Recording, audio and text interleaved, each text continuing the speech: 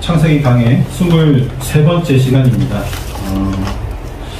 오늘은 창세기 4장 25절에서 26절 말씀을 가지고 또 다른 시, 또 다른 시를 주신 하나님에 대해서 말씀을 전하도록 합니다.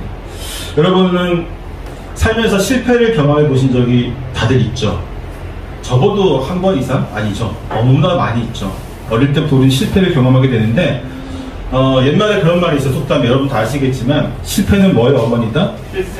성공의 어머니다. 네, 실패는 성공의 어머니라는 말을 우리가 많이 듣고 자랐죠. 실패를 경험하게 되면 결국은 그것이 우리의 경험이 되어서 성공을 하게 된다는 말입니다. 하지만 지금 우리가 살고 있는 이 현실은요, 그런 옛말이 다 무색하게 한 번 실패가 모든 것을 결정하는 경우도 많이 있습니다. 그렇죠? 심지어 우리 사회의 기준은요, 실패한 사람을 용납하지 못하고 때로는 심한 비난을 퍼붓거나 혹은 모든 실패의 원인을 그 사람에게 돌릴 때도 참 많이 있습니다.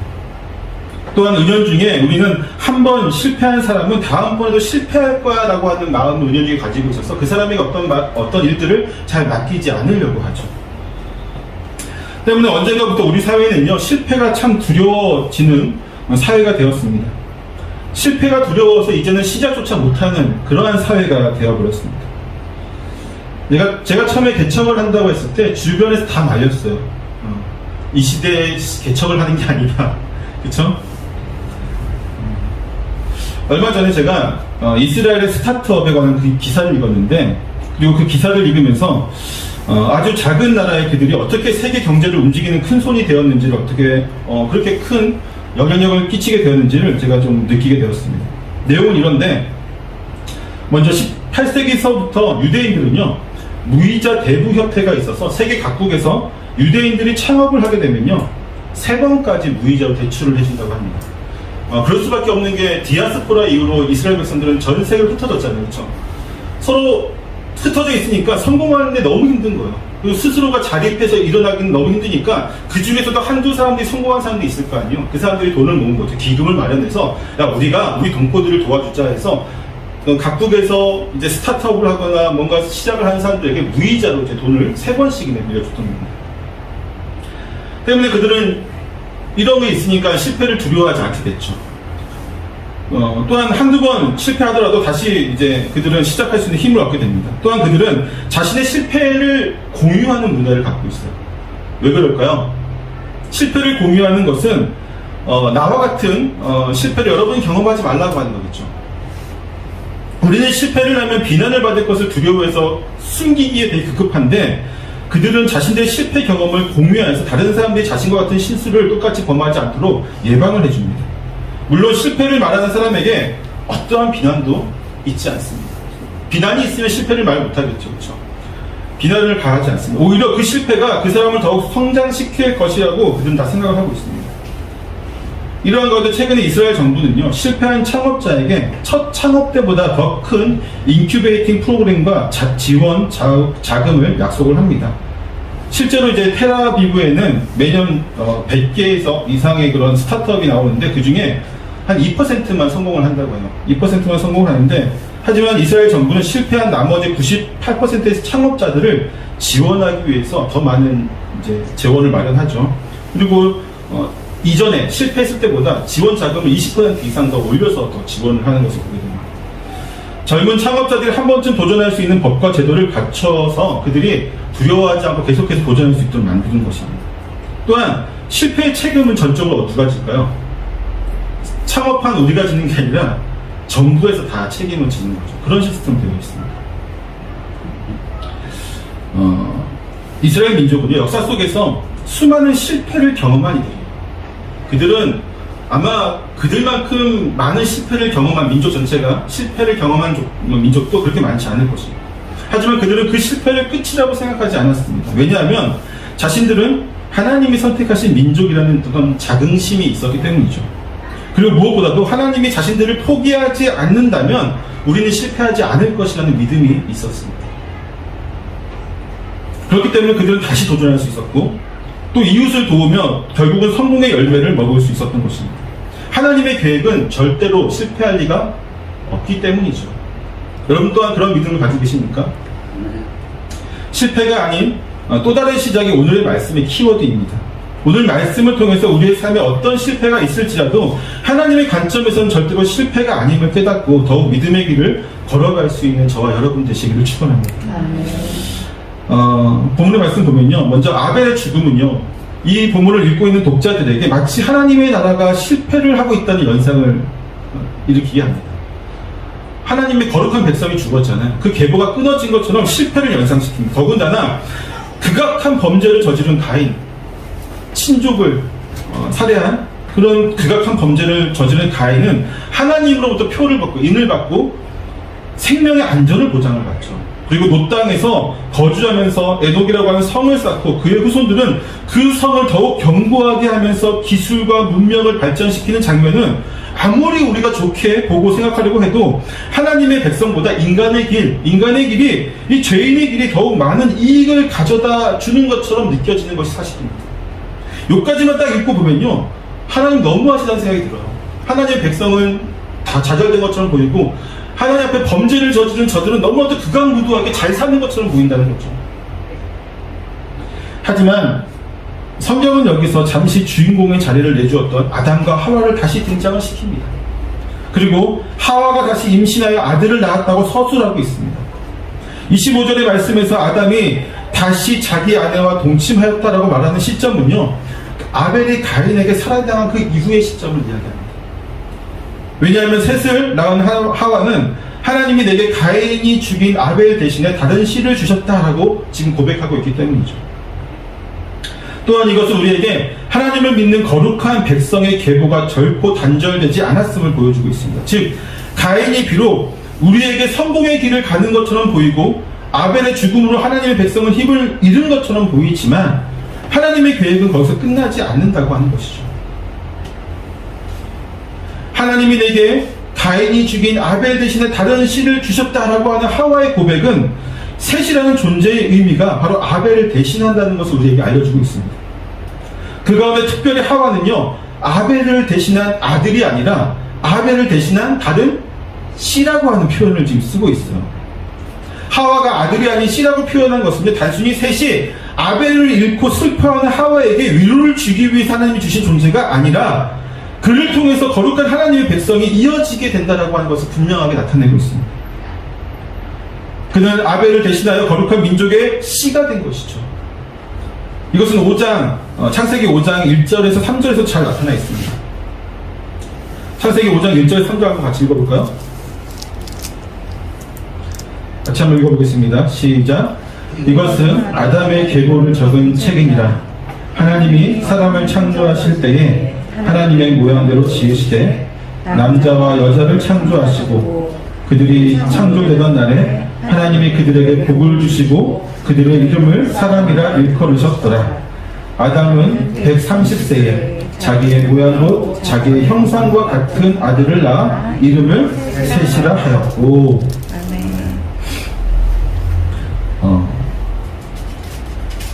하나님은요, 아담과 하와를 어떻게 만드셨죠? 하나님의 형상대로 지으셨습니다. 그렇죠? 모양대로 지으셨고, 또 동일하게 3절에서 아담은요 130세에 자기의 모양 곧 자기의 형상과 같은 아들을 낳아서 이름을 셋이라 하였다고 기록하고 있습니다. 이것은 하나님의 형상이 지금 누구에게가 이어진 거예요? 셋에게로 이어졌다는 것을 분명하게 우리에게 가르쳐주고 있습니다. 그리고 이 계보는 당대의 의인이요 또 홍수 심판에서 구원을 받은 노아에게까지 이 조건을 내려갑니다. 그리고 노아는 또 다른 인류의 시조가 되는 것이죠. 로마서 8장 28절에서 사도 바울은 이렇게 얘기합니다. 우리가 알거니와 하나님을 사랑하는 자 곧 그의 뜻대로 부르심을 입은 자들에게는 모든 것이 합력하여 선을 이루느니라. 우리 눈에는요 실패하는 것처럼 보일 때가 참 많이 있습니다. 여러분의 내 인생을 돌아봐도 순간순간에 우리는 항상 실패한 것처럼 느낄 때가 참 많이 있죠. 그러나 여러분 가만히 뒤돌아보세요. 그것이 실패였는지 아니었는지. 하나님은 우리를 결코 실패한 자로 놔두시지 않으십니다. 또한 하나님의 놀라우신 우주적인 계획은요 결코 우리의 관점으로 실패와 성공을 따질 수 있는 그러한 영역의 것이 아닙니다. 그것을 이해할 수 있으면 우리가 인간이 아니겠죠. 하나님의 놀라우신 그 구원의 계획과 그분의 역사는요 우리가 상상하는 것 이상으로 놀라운 깊이와 은혜를 갖고 있죠. 때문에 우리에게 요구되어지는 것은요, 무엇이냐면, 하나님, 왜 이거는 실패한 것처럼 보입니까? 하나님, 왜 이것은 저들은 더 잘 나가는 것처럼 보입니까? 하나님, 믿지 않는 백성이 더 잘 사는 이유가 무엇입니까? 하나님, 저를 억압하고 저희들을 핍박하는 저들이 왜 더 잘 살고 더 많은 것을 가진 것처럼 보입니까? 라고 하나님께 따지는 것이 아니라요, 내 안에서 하나님이 나를 어떻게 구원으로 역사하신지를 찬찬히 돌아보는 거죠. 저의 삶을 돌아보고 여러분의 삶을 돌아보십시오. 과연 내가 하나님의 손길과 그분의 은혜가 없었다면 과연 믿음의 백성이라는 이 귀한 자리에 내가 설 수 있었는가라고 하는 것을 한번 되뇌어보라는 것이죠. 하나님께서 셋이라고 하는 그 아들을 주심으로 인해서 다시 한번 그것이 거룩한 주님의 백성들의 계보가 이어지고 있음을 보여주고 있습니다. 하나님의 거룩한 뜻 안에서 이미 성공의 길을 걷고 있다는 사실을 우리는 기억해야 됩니다. 비록 모르겠어요, 여러분. 저는 정말 많은 것을 원하는 그런 욕심 많은 목회자가 아니라서 그런지 모르겠지만 저는 그렇게 생각해요. 많은 것을 이루고 어떤 명성을 알리고 사람들이 인정해주고 그런 것들 다 부질없게 느껴질 때가 참 많이 있습니다. 왜냐하면 그 모든 것이 우리로 하여금 구원의 증표가 되어지지 않기 때문입니다. 하나님은 나를 지금 이 자리에 부르셨다고 하는 그 사실 자체만으로 우리는 그분께 이미 성공의 길을 가고 있다라고 하는 감사의 기도를 드릴 수 있어야만 되겠죠. 눈에 보이는 것이 아닌 하나님의 뜻이 이루어지고 있는지가 바로 우리 삶의 성공의 키워드라는 사실을 기억하시기를 부탁드립니다. 셋은 다시 아들을 낳아서 그 이름을 에노스라고 짓습니다. 에노스의 뜻은 아담과 마찬가지로 인류 혹은 인간이라는 뜻을 가지고 있습니다. 그의 이름 역시 다른 씨를 통한 거룩한 백성의 계보를 계승하려고 하는 하나님의 뜻이 분명하게 드러나 있음을 볼 수 있습니다. 또한 에노스라는 이름은요, 가인의 아들 에녹과 비교가 되죠. 에노스, 에녹, 그렇죠? 둘의 이름은 비록 비슷한 발음을 가지고 있지만 그들의 삶은 전혀 다른 방향으로 흐르게 됩니다. 가인의 아들인 에녹은요, 하나님과 함께하는 삶이 아닌 성을 쌓고 인간의 문명을 이룩하는 자들의 대표가 되는 반면에 에노스는 하나님과 함께하는 거룩한 민족의 대표가 되어집니다. 특히 에노스라는 이름은요, 인간의 유한함 또 연약함을 대변하고 있습니다. 즉 아담이 보통 명사로서 평범한 인간을 나타낸다면 에노스는 신과 구별되는 인간, 유한하고 연약하고 필멸적인 존재이며 고통과 수고스러움을 그런 것들을 간직하고 살아가는 인간의 존재를 대변한다고 하는 것이죠. 이것은 다른 말로 하면요, 아담의 범죄로 인하여서 에덴 동산에서 떠난 그들이 땅의 저주를 받아서 살아가는 이 인간들을 대표하는 존재가 바로 에노스라고 할 수 있는 것이죠. 때문에 그 이름만 보면 역시나 성을 짓고 문명을 발전시킨 에녹과 비교해서 너무 초라해 보이는 것이 사실입니다. 그쵸? 에노스는 연약한 인간이에요. 에녹은 성을 짓고 문명을 발달시킨 인간의 대표입니다. 누가 더 훌륭하게 보여요, 여러분? 에녹이잖아요. 그렇죠? 하지만 성경은요, 그 에노스 때부터 사람들이 여호와 하나님의 이름을 불렀다라고 전하고 있습니다. 본문의 내용만으로는요, 에노스가 여호와를 부르기 시작했는지 여호와로 부르기 시작했고 그때부터 사람들이 하나님을 여호와라고 부르기 시작했는지 아니면 그때쯤부터 사람들 모두가 다 여호와의 이름을 부르기 시작했는지를 명확하게 알 수는 없습니다. 본문만 보면요. 하지만 분명한 것은 인간의 길을 갔던 가인의 무리가 아닌 거룩한 하나님의 백성들은요, 그분을 여호와로 부르면서 진실로 예배를 드리기 시작했다고 하는 것이죠. 인간의 길을 걸어간 가인과 그 후손들은요, 하나님이 부재한 상태에서 스스로의 힘으로 살아가는 방법을 터득하게 됩니다. 이를 위해 그들은 더욱 기술을 발전시키고 삶의 질을 높이기 위해 문화를 개발하기 시작합니다. 그 결과는 무엇입니까? 그 결과는요, 심판이잖아요. 죄인의 길이고 심판의 길이고 그들이 이룩한 모든 것은 하나님의 그 홍수 심판 안에서 온전하게 그들을 지켜줄 수 없었습니다. 그러니까 결국은 이거예요. 인간의 길을 걸어갔던 그들이 잠시, 인간으로서는 좀 긴 시간일 수 있어요. 몇백 년, 몇 대가 되었어요. 몇백 년 동안 거의 1000년 가까이 그들의 모습이 되게 화려해 보이고 부러워 보이고 굉장히 큰 견고한 성을 쌓은 것들이 나도 저것을 갖고 싶다라고 하는 그런 마음을 우리에게 불러일으킬 수는 있지만 그 결과는 정해지겠다고 하는 것이죠. 결코 당장 눈앞에 보이는 것들이 그들의 모든 것을 대변하는 것이 아니라고 하는 것입니다. 반면에 셋과 그의 후손들은요, 비록 가인의 후손과 비교하면 매우 초라하고 연약해 보입니다. 하나님을 예배하며 찬양하는 길을 가고 있는 그들이 인간적인 눈으로 봤을 때는 결코 나아 보이지 않아요. 인간적인 눈으로 봤을 때, 그리고 세상의 기준으로 봤을 때 그들은 성공의 어떤 그 바운더리를 넘은 것처럼 보이지 않습니다.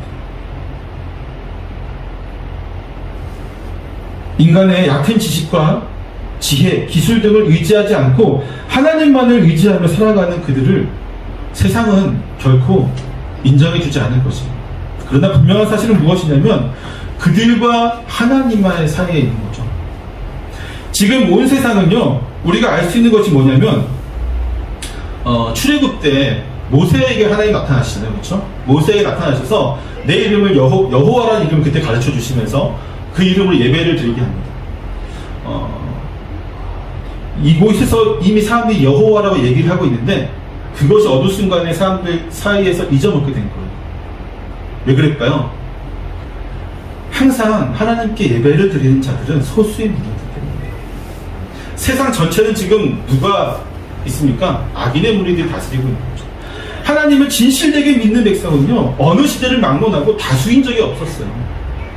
지금은 다수인 것 같아요.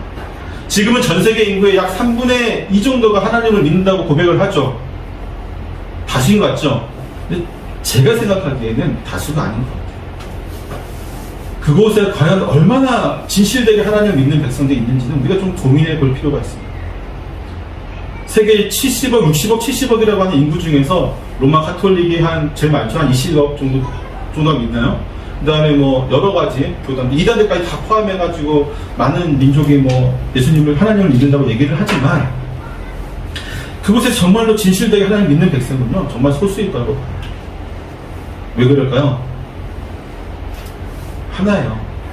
하나님 믿는 것조차도 인간의 관점으로 인간의 길 위에서 하나님을 믿기 때문이에요. 왜? 특히나 한국의 많은 교회들이 왜 지금 이렇게 힘들어합니까? 7, 80년대, 80년대, 90년대 넘어오면서 어떤 일이 있었어요? 성공. 예수 믿으면 뭐 한다? 성공한다. 이 성공이 뭐예요? 우리가 아는 성공은 틀려요. 우리가 아는 성공은 예수님 믿는 것 자체에 있는데 거기서 얘기하는 성공은요, 내가 부해지는 거예요. 사회적으로 높아지는 거예요. 예수를 믿으면 내가 부자가 되고 사회적으로 높아지고 권력을 갖는다고 얘기를 하는 그 신학이 한국교회의 많은 것들을 바꿔놓았어요. 세상과 교회가 구별되어져야 되는데 비슷해져 버렸어요. 비슷해졌어요. 이곳이 교회인지 세상인지 구분이 안 가게 되었어요. 그런데 에노스와 그들의 그때부터 여호와의 이름을 불렀던 그 사람들, 이들은요 정말 소수였습니다. 오직 하나님만을 믿고 섬기는데 모든 것을 다 바쳤던 사람들이에요. 이들과 세상 사람들의 차이는 무엇일까요? 우리와 그들의 차이는 무엇일까요? 그들은 번영하고 우리는 초라하고 그것이 아니죠. 그들은 하나님을 찬양하지 않지만 우리는 하나님을 찬양한다는 거죠. 그들은 하나님을 대해서 무지몽매하지만 우리는 하나님을 알고 있다는 것이고, 그리고 궁극적으로 행복의 기준이 틀려요. 그들은 많은 것을 얻을수록 내가 더 높아질수록 행복해하지만 우리는 하나님을 더 알아갈수록, 하나님을 더 깊게 찬양할수록, 하나님께 예배드릴수록, 하나님과 내가 더 친밀해질수록 더 행복한 사람이 우리죠. 믿으십니까? 우리는 그런 사람들이에요. 그런 사람들이 바로 에녹의 후손입니다. 에노스의 후손입니다. 노아의 후손인 것으로 하나님의 거룩한 백성의 계보에 있는 사람들은 바로 그러한 사람들이에요. 그렇기 때문에 우리는요, 예배를 드리는 것을 목숨처럼 지킵니다. 그렇기 때문에 우리는요, 하나님 찬양하고 때로는 세상에서 불이익을 얻을지라도 하나님 앞에서 내가 떳떳하기 위해서, 하나님 말씀을 온전히 지키기 위해서, 하나님 말씀이 내 삶의 중심이 되기 위해서 살아가는 존재가 되는 것입니다.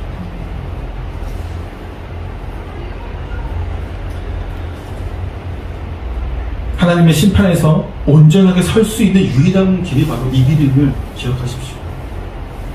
그것을 알려주기 위해서 5장에서 셋의 후손의 족보가 어디까지 이어지냐면 노아까지 이어지는 것을 보게 됩니다. 하나님의 홍수 심판에서 유일하게 구원받은 백성이 된 노아만이 이 거룩한 백성의 계보를 잇고 있기 때문이죠. 세상의 화려함이 좋아 보이는 것은요, 모두가 마찬가지일 것입니다. 저 역시도 마찬가지입니다. 더 좋은 것을 갖고 싶어요. 더 좋은 집에 살고 싶고, 더 좋은 차를 몰고 싶고, 내가 세상의 사람들과 비교해서 너무 나쁘다는 것은 싫단 말이죠. 그러나 인간의 길이 아닌 믿음의 거리를 걷는 이들에게 이 세상의 모든 화려함보다는요, 주님을 섬기는 것이 더 좋습니다. 우리는 그것을 더 좋아합니다. 그분을 온전히 예배하는 것을 더 기뻐해야 됩니다. 그분의 말씀을 따르는 것을 더 행복해 해야 합니다. 그리고 그분의 이름을 부르는 것이 세상의 그 무엇보다도 가치 있는 것임을 우리는 알고 있습니다. 오히려 눈에 보이지 않는 것을 믿기 때문에요, 우리는 더 행복하다고 말할 수 있습니다. 눈에 보이는 것을 믿는 이들보다 눈에 보이지 않는 것을 믿는 우리가 더 행복할 수 있는 것은요, 그것은 사라지지 않는 것이죠. 영원한 것이기 때문입니다. 우리가 바로 그러한 이들, 영원한 것을 위해서 영원하지 않은 것을 포기하는 이들은 결코 바보가 아니라고 했던 선교사의 말씀처럼 우리는 그 말씀이 우리 안에 있어요.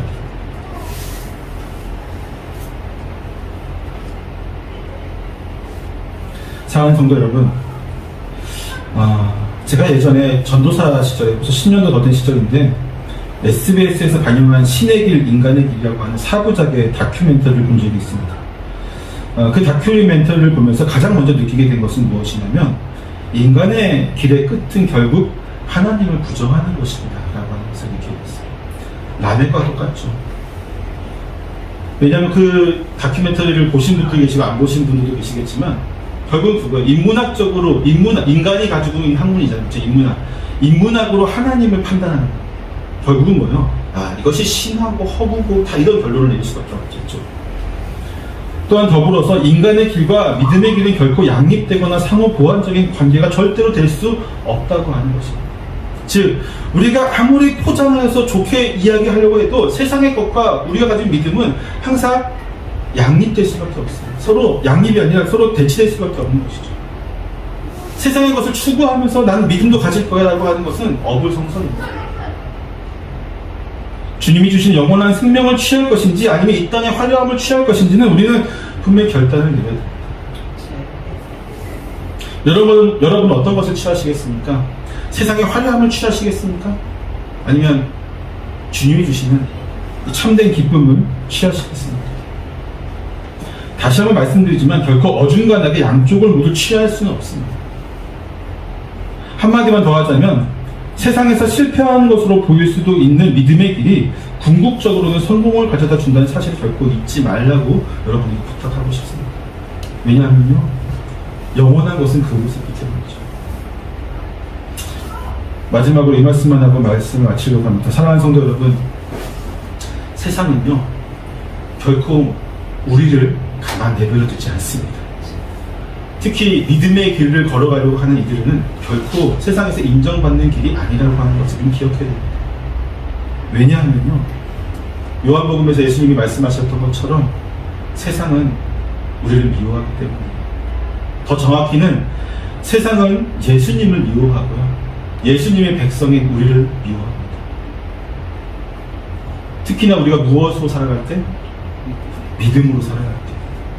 적당히 세상과 타협하며 살아갈 때는 세상이 우리를 공격하지 않아요. 내비둬요. 가만 내비둬. 왜? 세상과 타협할수록 우리가 점점 믿음의 길에서 멀어지는 것을 세상이 알기 때문이죠. 그러나 우리가 세상과 멀려서 오직 믿음으로만 살아가려고 한다면 세상은 더 견고하게 우리를 괴롭힙니다. 더 집요하게 우리를 자꾸 늘어집니다. 이쪽으로 오라. 우리가 더 좋다고 계속 우리를 유혹하는 것이죠.